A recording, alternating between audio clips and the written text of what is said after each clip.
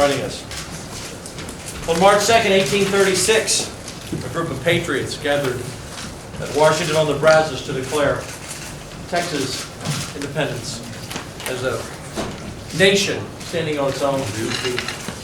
That proud and independent spirit has animated the Texas character for the last 179 years as we celebrate Texas independence today. It's that same spirit that we are gathered here today to declare Texas independence from overreaching federal mandates like Obamacare. It's been over 2.5 years since the U.S. Supreme Court decided in the case of NFIB versus Sebelius that it is the role of the states, not the federal government, to decide whether or not to expand their respective Medicaid programs as outlined in Obamacare.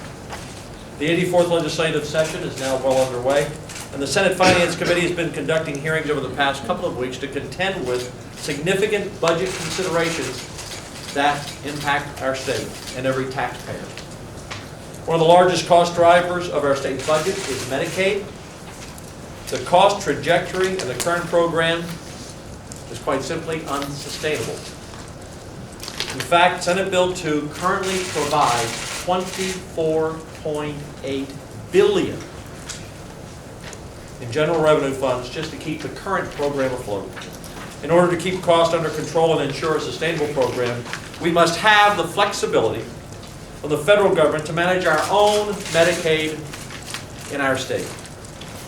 Ever-increasing federal regulations and mandates will only continue this unsustainable, irresponsible, and growth in spending.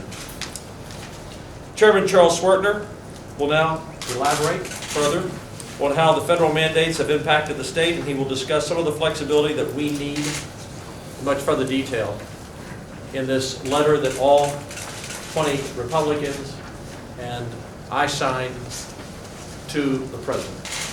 Chairman Swertner. Thank you, Governor Patrick. And thank you all for being here. Today, as we celebrate Texas Independence Day, and as the United States Supreme Court prepares to take up the case of King versus Burwell, the Senate Republican Caucus stands shoulder to shoulder with Lieutenant Governor Dan Patrick, reaffirming our commitment to the people of Texas, that we will continue to fight overreaching federal mandates and demand the flexibility to reform our state's existing Medicaid program in a way that ensures its long-term viability.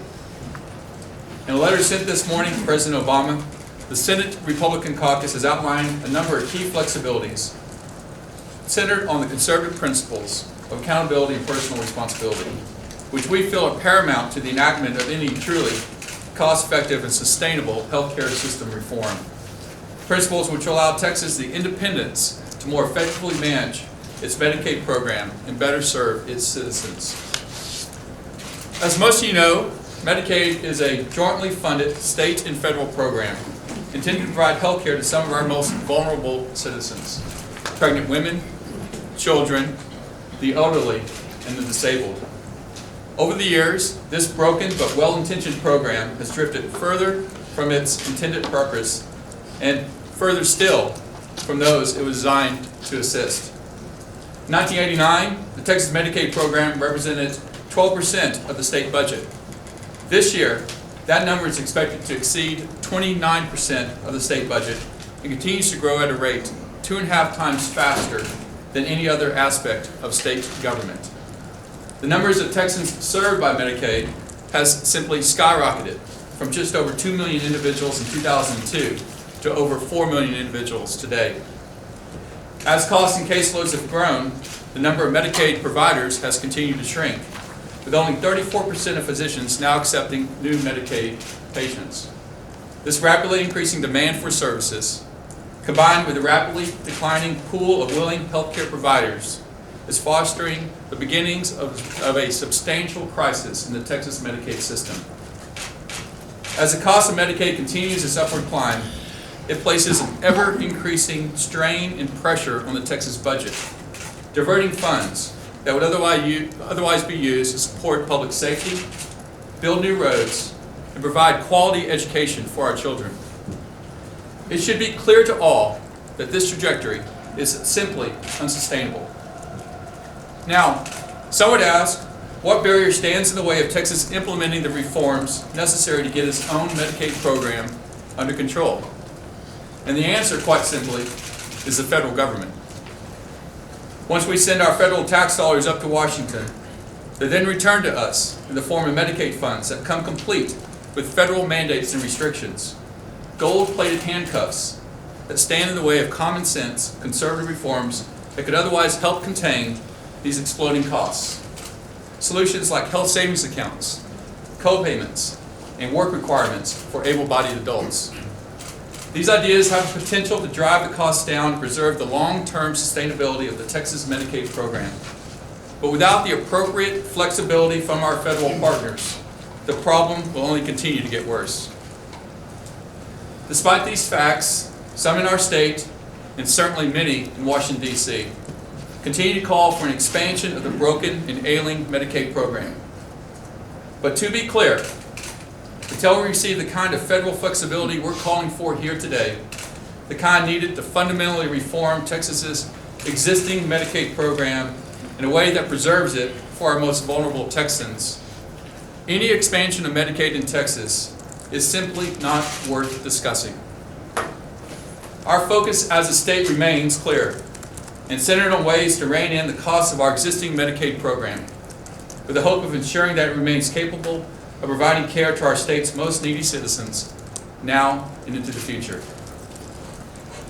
We can all acknowledge that the healthcare challenges faced by the state of Texas are unique, and yet somehow we're asked to believe that the one-size-fits-all solutions crafted in Washington, D.C. will naturally represent the best path forward for Texas. But the truth is, Texans know what's best for Texas. This change must happen. It must happen now. And on Texas Independence Day, we say with one voice that Texas will lead the way. Thank you, and I'll be happy to take a question or two. Has the federal government said no to any of your block grant applications in the past? The federal government has been in the past 2 years? The federal government has been very unwilling to work with increased flexibility. That's why we are calling for increased flexibility to preserve the Medicaid program and make sure it's right for the citizens served, the taxpayers currently, and the future generations of Texas. Why hasn't the state applied for the grant? We have done many things working toward increased flexibility, whether it's compact bills authored by Senator Colhurst when she was a House chair, whether it's looking at more global payment waivers. The 1115 waiver is a good example of that, of increased flexibility, transformation, and trying to increase or decrease costs as well as allow for increased flexibility. We need more of that. Texas and all states need more of that to control the ever-expanding, exploding costs of Medicaid that you see there in the graph before you. Senator, do you worry at all that asking for some more of this flexibility might endanger the efforts to try to keep the 1115 waiver? No, absolutely not. I think all states are clamoring for federal flexibility in their Medicaid program. It is squeezing out public education. It is squeezing out enforcement, law enforcement. It is squeezing out higher education and development of infrastructure. It is the keystone issue from a fiscal standpoint of the state budgets. Thank you all. I appreciate it.